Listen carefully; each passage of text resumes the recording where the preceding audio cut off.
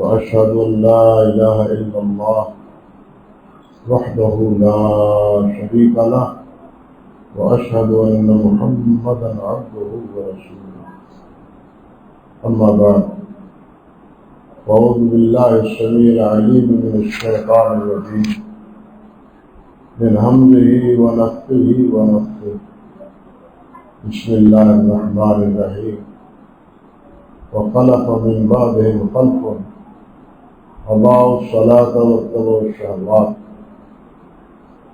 وعن جرير بن عبد الله المدني رضي الله تعالى عنه قال بايعت رسول الله صلى الله عليه وسلم على إقام الصلاة وإيتاء الزكاة والنصح لكل مسلم رواه البخاري ومسلم. واجب الاحترام حضرات علماء کرام، بزرگان گرامی قدر بزرگوں، نوجوان حضرات، نوجوان ساتھیوں، بھائیوں، دوستوں، آج اللہ سبحانہ و تعالیٰ کی توفیق سے تقریباً 52 سال بعد مجھے یہاں حاضری کا موقع مل رہا ہے۔ مجھے یاد ہے اچھی طرح کہ سن 1968 میں یہاں حاضر ہوا تھا، اور اس وقت طالب علمی کا دور تھا۔ میرا آخری سال تھا گجرانوالہ میں، جامعہ اسلامیہ میں، اور وہیں میرے دلینہ دوست اور میرے مہربان حضرت مولانا ثناء اللہ رحمہ اللہ، وہ وہاں زیر تعلیم تھے۔ سال کے اختتام پر انہوں نے مجھے فرمایا کہ تم نے مجھے ہمارے گاؤں آنا ہے اور ہم ایک تبلیغی پروگرام رکھنا چاہتے ہیں، اس میں تم نے بھی شریک ہونا۔ اس وقت میں یہاں حاضر خدمت ہوا تھا۔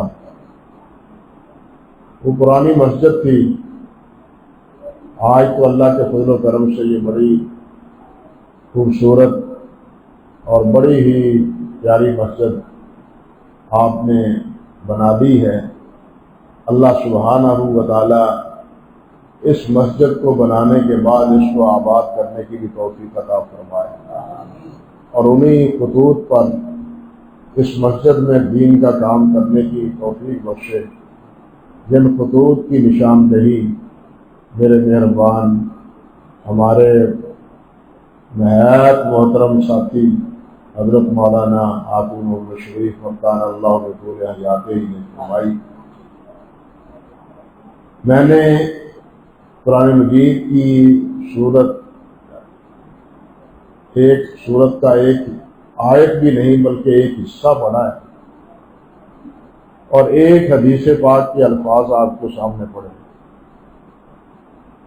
قرآن مجید کی آیت کا ترجمہ یہ ہے وَخَلَفَ مِن بَعْدِهِمْ خَلْفٌ أَضَاعُوا الصَّلَاةَ وَاتَّبَعُوا الشَّهَوَاتِ وَسَوْفَ يُلْقَوْنَ فِي الغَّيِّ۔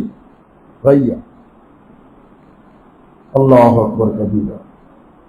اللہ تعالیٰ نے اس آیت سے پہلے انبیاء کرام علیہ السلام کا ذکر کیا، اور اس کے بعد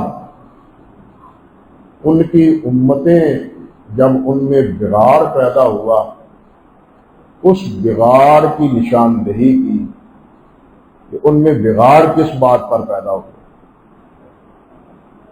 اللہ فرماتے ہیں فَخَلَفَ مِن بَعْدِهِمْ خَلْفٌ، ان کے بعد پیچھے آنے والے ایسے پیچھے آئے کہ اضاعوا الصلاۃ، انہوں نے نماز کو ضائع کر دیا۔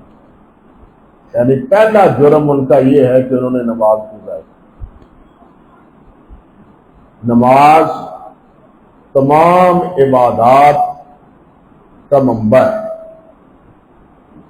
یوں سمجھیے کہ تمام عبادات کے لیے ایک جاگتی حیثیت رکھتی ہے، جس کی بدولت دوسری نیکییں اور دوسرے حسنات اور دوسرے اطاعت اور فرمانبرداری کے جتنے بھی کام ہیں ان کو سر انجام دینے کی ایک روحانی قوت اللہ سبحانہ و تعالی عطا فرما دیتے ہیں۔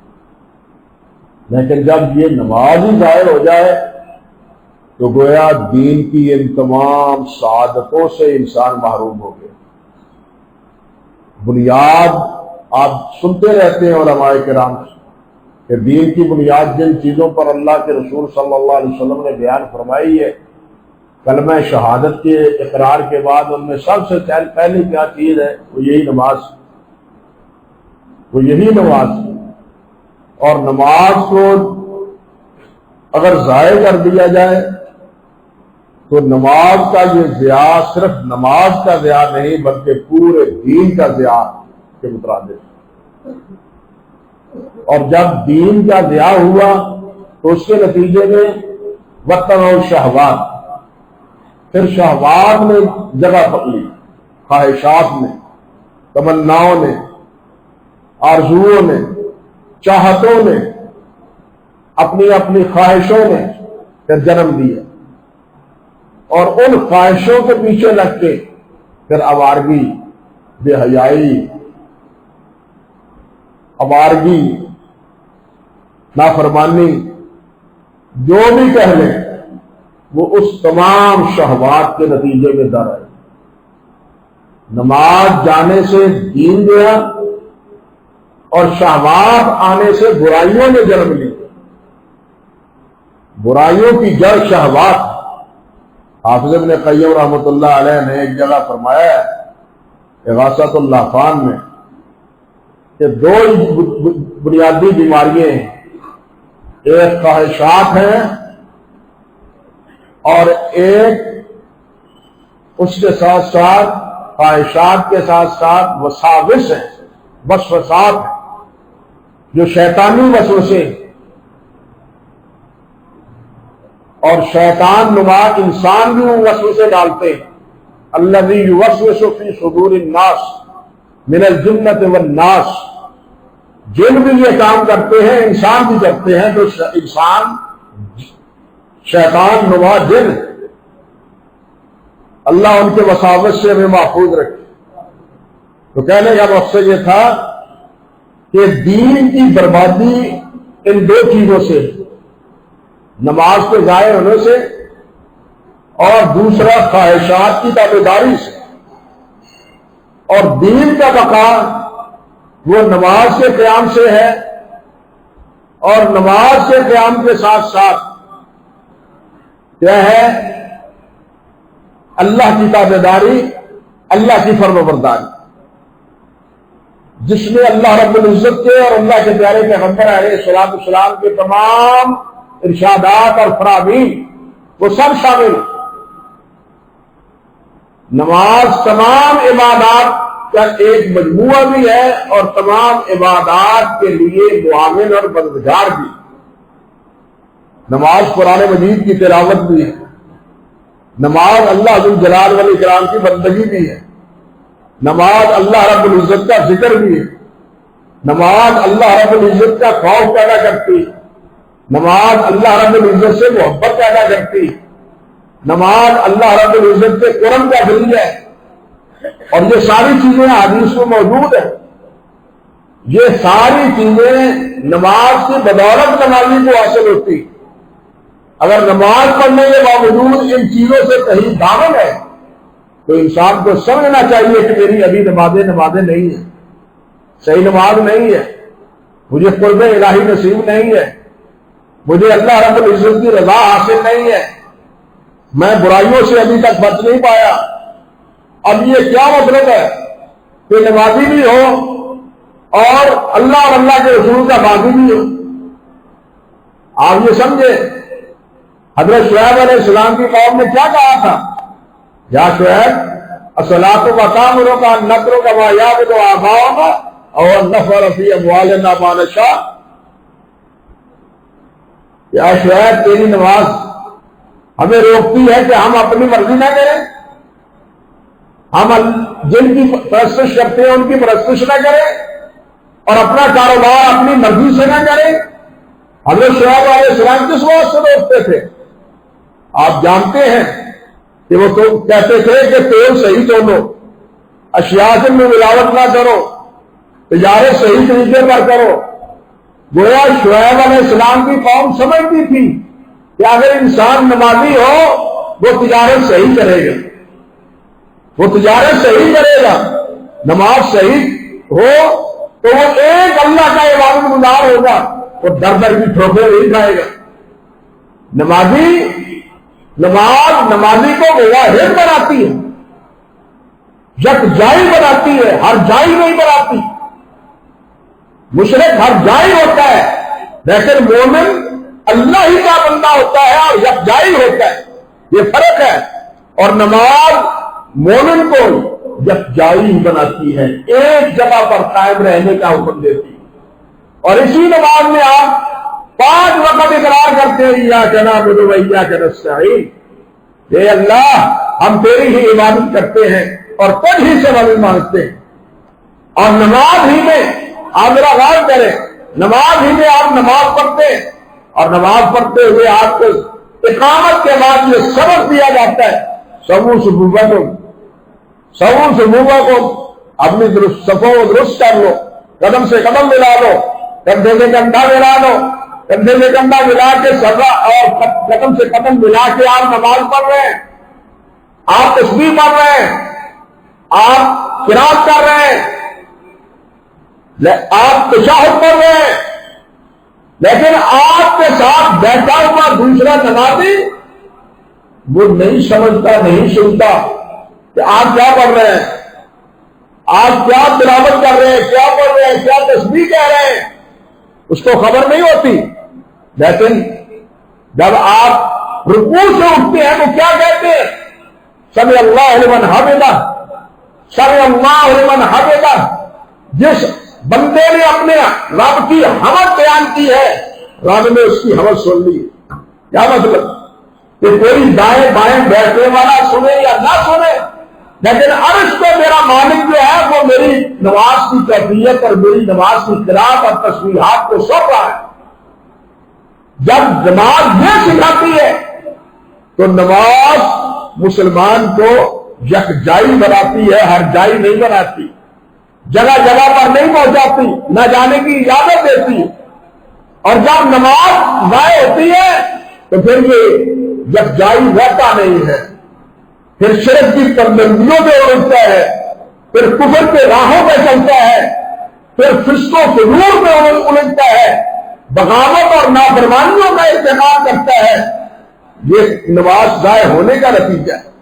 اور اس کے ساتھ اگر یہ بھی مل جائے وقت اور شہوات کہ جو دل میں آیا اس کی پیروی کی جائے، جو من میں آیا وہ اس کو کر گزرے، اگرچہ کسی کے مال کو حرام کرنے کا ہو، کسی کے بچے کو ضائع کرنے کا ہو، کسی کے مال کو ضائع کرنے کا ہو، کسی کی جان کے ساتھ کھیلنے کا ہو، کسی کی عزت کے ساتھ کھیلنے کا ہو، تو یہ آدمی بلا حجاب وہ کام کر گزرتا ہے۔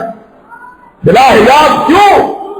کہ یہ اپنا یہ خواہش پرست، مومن خواہش پرست نہیں ہوتا، مومن خدا پرست ہوتا ہے۔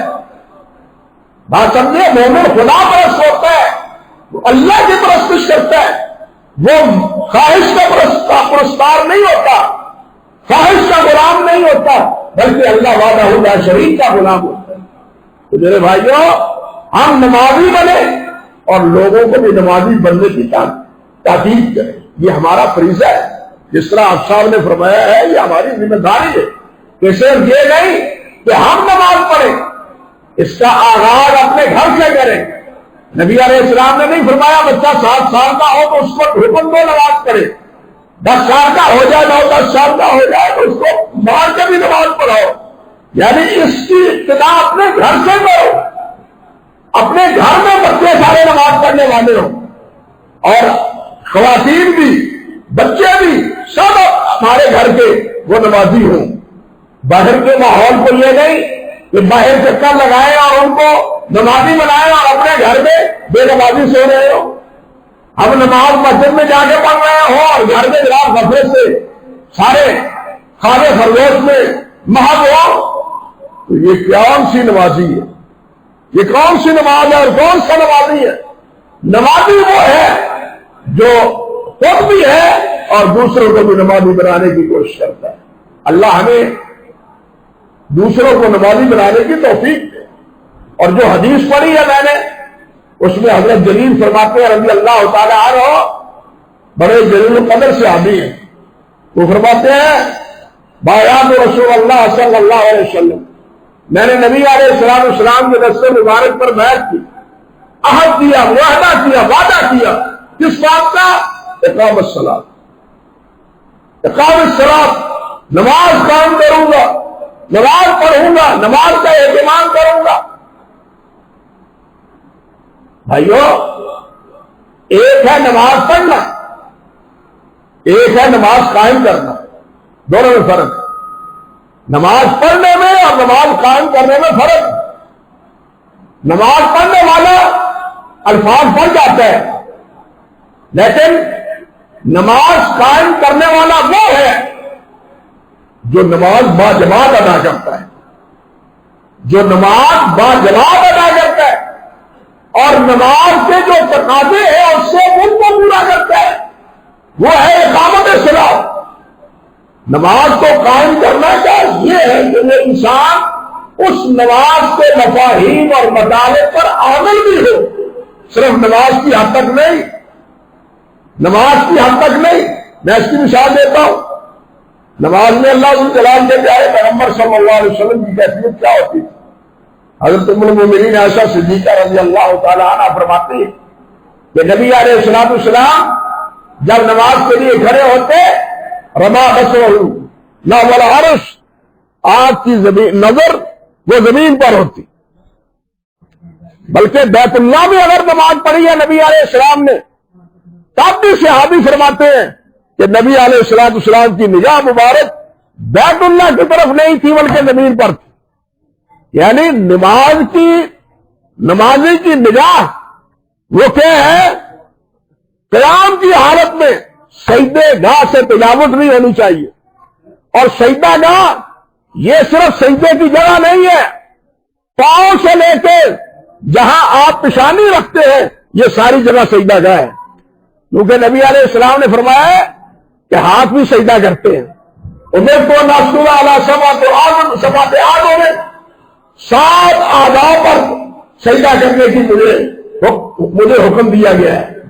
2 پاؤں، 2 ہاتھ، 2 گھٹنے اور یہ پیشانی اور یہ ناک، یہ چیزیں ہیں سجدے کی. وہ یہ سارا مسلح جس پر ہم نماز پڑھ رہے ہیں یہ جائے نماز ہے، یہ جائے سجدہ ہے، یہ جائے سجدہ ہے. اب اس سے آگے بھی جانی ہونی چاہیے. اب آپ بتلائیں، یہ نماز ہمیں سکھاتی ہے کہ ہم اپنی نماز میں نگاہیں نیچی رکھتے ہیں.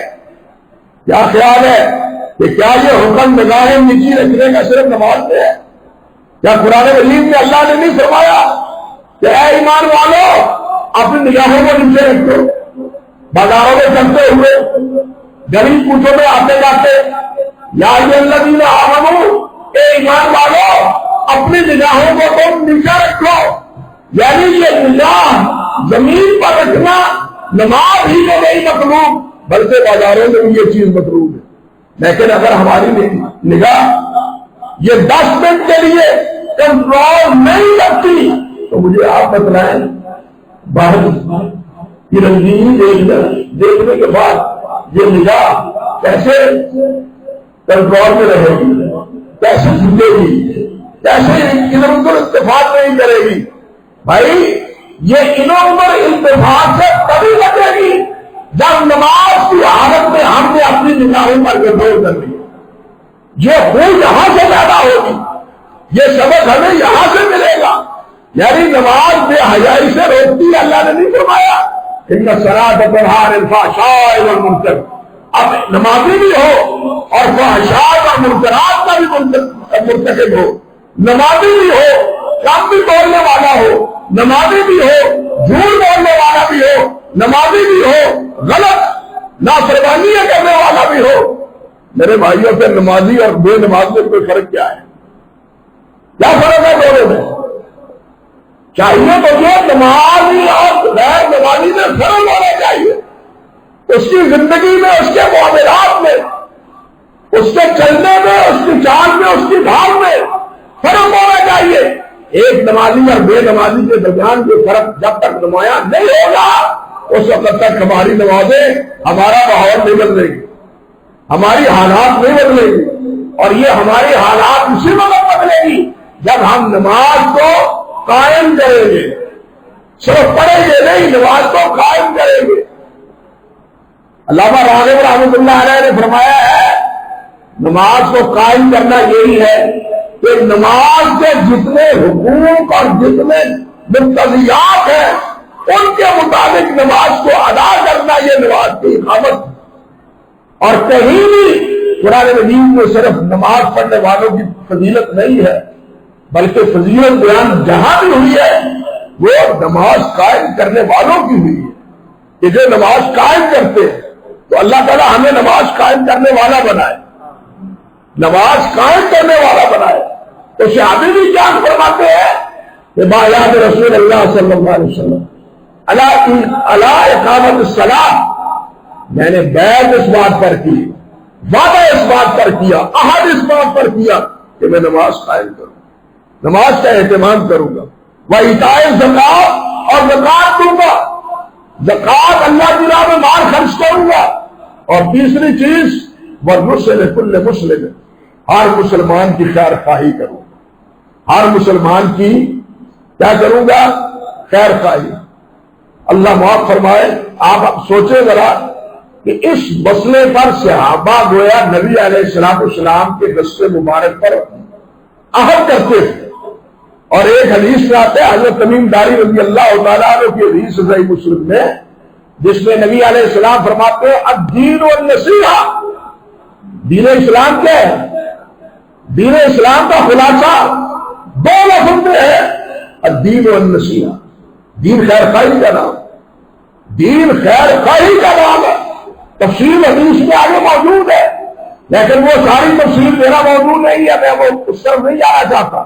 میں یہ عرض کرنا چاہتا ہوں کہ یہ خیر خواہی پر معاشرے کی تشکیل یہ سب سے پہلے اس دنیا میں حضرت محمد رسول اللہ نے کی صلی اللہ علیہ وسلم، اور اس معاشرے کی تشکیل کا ہی نتیجہ تھا کہ قرآن مجید میں نبی علیہ السلام کے صحابہ کے بارے میں اللہ نے فرمایا یؤثرون علی انفسہم ولو کان بہم خصاصہ، یؤثرون علی انفسہم ولو کان بہم خصاصہ، خود بھوکے رہتے تھے دوسروں کو کھلاتے تھے، خود بھوکے دوسروں کو کھلا دیا، مہمان آیا، مہمان شہادی نے ملا لیا، دیا بلا دیا گیا، اور مہمان کھانا کھا گیا، اور یہ ویسے کو ڈاکے مارتا رہا ہے۔ واقعہ سنا ہے یا نہیں؟ یہ کیا تھا؟ یہ خیر خواہی تھی، میرا بھائی کھا لے، میرے بھائی بھوکا رہے۔ جب معاشرہ اس خیر خواہی پر قائم ہوتا ہے کوئی فرد بھوکا نہیں رہتا، بے ایمانی نہیں ہوتی، دھوکہ نہیں ہوتا، فرار نہیں ہوتا، ملامت نہیں ہوتی، زیادتی کسی سے نہیں ہوتی۔ یہ سب کچھ تب ہوتا ہے جب خیر خواہی نہ ہو، خیر خواہی صرف اپنی ہو، اپنی جان کی خیر خواہی، اپنی بھلائی، اپنی بہتری، اپنی چاہت، اپنی چوائس۔ یہ جب انسان کا مسئلہ بن جائے تو پھر کیا ہے؟ ہر برائی جنم لیتی ہے، مال میں بھی خیانت، عبادت میں بھی خیانت، میل جوڑ میں بھی خیانت، بلکہ ہر معاملے میں خیانت، وہ اسی بنیاد برائی کا ذریعہ ہے۔ نبی علیہ السلام نے جس معاشرے کی تشکیل کی تھی، یا معاشرہ قائم کیا تھا، وہ اسی نصیحت پر تھا، اسی خیر خواہی پر تھا۔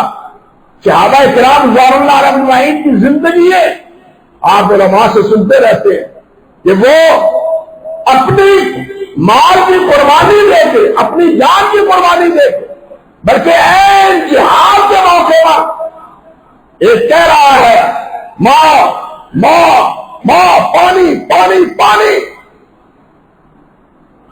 ایک دوسرا ساتھی پانی لا کے اس کے ہاتھ میں تھماتا ہے اور اس کے کان میں کوئی اور آواز آتی ہے، پانی۔ وہ کہتا ہے میرے اس بھائی کو دے دو، مجھے نہیں، اس میرے بھائی کو دے دو۔ اس کے پاس گلاس جاتا ہے، پانی کا پیالہ پہنچتا ہے، اس کے کان میں آواز آتی ہے پانی، تو وہ تیسرے کو پہنچا دیتا ہے۔ یہ کیا چیز تھی؟ یہ اسپرٹ کس نے پیدا ہوئی؟ یہ جذبہ کس نے پیدا کیا؟ نبی علیہ السلام کی اس تعلیم کہ ایک دوسرے کی خیر خواہی ہے۔ نبی علیہ السلام نے فرمایا نہیں، لا یؤمن احدکم حتی یحب لاخیہ ما یحب لنفسہ۔ فرمایا وہ آدمی مومن نہیں ہے، کما حقوں اس کا ایمان کامل نہیں ہے۔ وہ آدمی جو اپنے لیے پسند کرتا ہے وہ دوسرے کے لیے نہیں نہ پسند کرے، جو اپنے لیے پسند کرتا ہے وہ دوسرے مسلمان بھائی کے لیے پسند کرے۔ جب میں چاہتا ہوں میری عزت سے کوئی نہ کھیلے تو مجھے بھی کسی کی عزت سے کھیلنا نہیں چاہیے۔ جب میں چاہتا ہوں کہ میرے مال کو کوئی نقصان نہ پہنچائے تو مجھے کسی کے مال کو نقصان نہیں پہنچانا چاہیے۔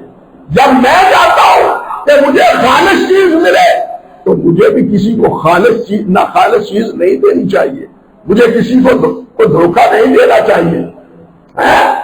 نبی علیہ السلام کے صحابی ان کے بیٹے سے ایک اونٹ خریدا، خریدنے والے نے صحابی بیٹھے ہیں، غالباً حضرت باصرہ رضی اللہ تعالیٰ عنہ ان کا اس میں گرامی ہے، وہ بیٹھے ہیں چارپائی پر، اونٹ والے سے پوچھتے ہیں بھائی تم نے اونٹ کس لیے خریدا ہے؟ میں حج پہ جانا چاہتا ہوں۔ کہنے لگا میں حج پہ جانا چاہتا ہوں۔ فرمانے لگے کتنے کا خریدا ہے؟ اتنے کا خریدا ہے۔ فرمانے لگے نہیں، یہ سواری کے قابل نہیں ہے، پیسے واپس کر دو، یہ تمہیں گرا دے گا، اس پہ سواری نہیں کی جا سکتی۔ ہاں ذبح کر کے گوشت تقسیم کرنا ہے یا کھانا ہے تو اس کے لیے بہتر ہے۔ مال فروخت کرنے والے نے کہا مولوی صاحب، احمد صاحب، ہمارے سودے میں آپ بندہ مانتے ہیں؟ کہنے لگے ہم نے نبی علیہ السلام سے معاہدہ کیا ہے کہ ہم بھائیوں کی خیر خواہی کریں گے اور جس چیز میں نقص ہوگا اس کو اجاگر کریں گے۔ یہ خیر خواہی کا جذبہ کس نے پیدا کیا ہے؟ حضرت محمد رسول اللہ صلی اللہ علیہ وسلم۔ اور یہی چیز اس حدیث سے میں حضرت جابر رضی اللہ تعالیٰ، حضرت جریر رضی اللہ تعالیٰ عنہ بیان فرماتے ہیں کہ میں نے بیعت کی، عہد کیا نبی علیہ السلام سے کہ میں ہر مسلمان کے ساتھ خیر خواہی کروں گا، کسی سے دغا نہیں کروں گا، کسی سے دھوکہ نہیں کروں گا، کسی سے غلط کردار ادا نہیں کروں گا۔ یہ خیر خواہی کا جذبہ ہے۔ اور خیر خواہی سے یہ نہیں کہ اقوال سے ہو، اعمال سے ہو، افعال سے ہو، نہیں، اس کے کئی درجے ہیں۔ کسی غریب کی ہمدردی کرنا یہ بھی خیر خواہی ہے، کسی مریض کی ہمدردی کرنا یہ بھی خیر خواہی ہے۔ اور سب سے بڑی خیر خواہی اپنی اولاد کو دین سے وابستہ کرنا ہے۔ سب سے بڑی خیر خواہی کسی غیر نمازی کو نمازی بنانا ہے۔ سب سے بڑی خیر خواہی کسی غیر مسلمان کو مسلمان بنانا ہے۔ بات سمجھے؟ اس لیے سب سے بڑی خیر خواہی ہے۔ اللہ تعالیٰ ہمیں یہی کردار اور یہی عمل اختیار کرنے کی توفیق عطا فرمائے، نماز کو قائم کرنے کی، زکوٰۃ مال اللہ کی راہ میں خرچ کرنے کی۔ دیکھیے نماز اگر حقوق اللہ ہے تو زکوٰۃ حقوق العباد ہے۔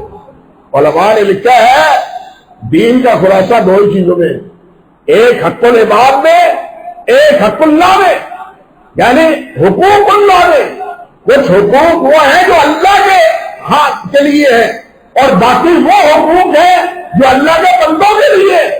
وہ حقوق بھی اللہ نے متعین کیے، بندوں کے باہم آپس میں جو حقوق ہے وہ بھی اللہ نے متعین کیے، بڑوں کے ساتھ، بیوی کے ساتھ، بچوں کے ساتھ، بوڑھوں کے ساتھ، مریضوں کے ساتھ، افاقوں کے ساتھ اور غیر مسلموں کے ساتھ۔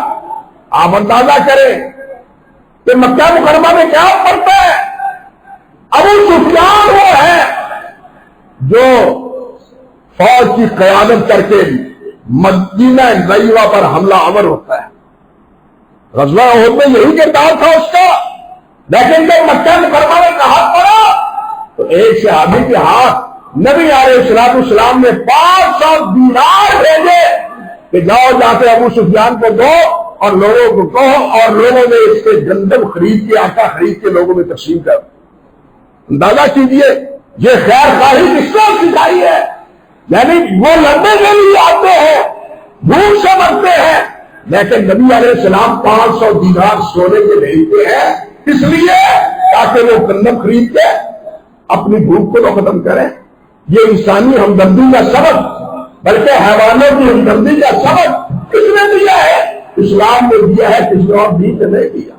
اللہ ذوالجلال ہمیں صحیح مسلمان بنائے اور تمام حقوق جو حقوق اللہ ہیں اور حقوق العباد ہیں ان کو اللہ پورے کرنے کی توفیق عطا فرمائے. انہی چند باتوں پر گزارشات پر میں اپنی بات ختم کرتا ہوں. اللہ ذوالجلال یہاں حاضر ہوئے تھے بھائی صاحب کی دعوت پر. صحیح بات ہے کہ دل ان کے بنائے ہوئے اسپتال جو ہمارے بھائی مرحوم مولانا ثناء اللہ صاحب رحمۃ اللہ علیہ کی وصیت کی تکمیل انہوں نے کی ہے. اللہ ذوالجلال اس اسپتال کو والدین کے لیے، ان کی اولاد کے لیے، ان کے عزیزوں کے لیے اللہ ذوالجلال صدقہ جاریہ بنائے اور ہر قسم کی نظر بد سے اس پروجیکٹ کو بچائے اور ہر قسم کا خیر اور بھلائی کا مرکز لوگوں کی بیماریوں کا بھی، روحانی بیماریوں کا بھی اور جسمانی بیماریوں کا بھی علاج کا ذریعہ بنا دے. وآخر دعوانا الحمدللہ.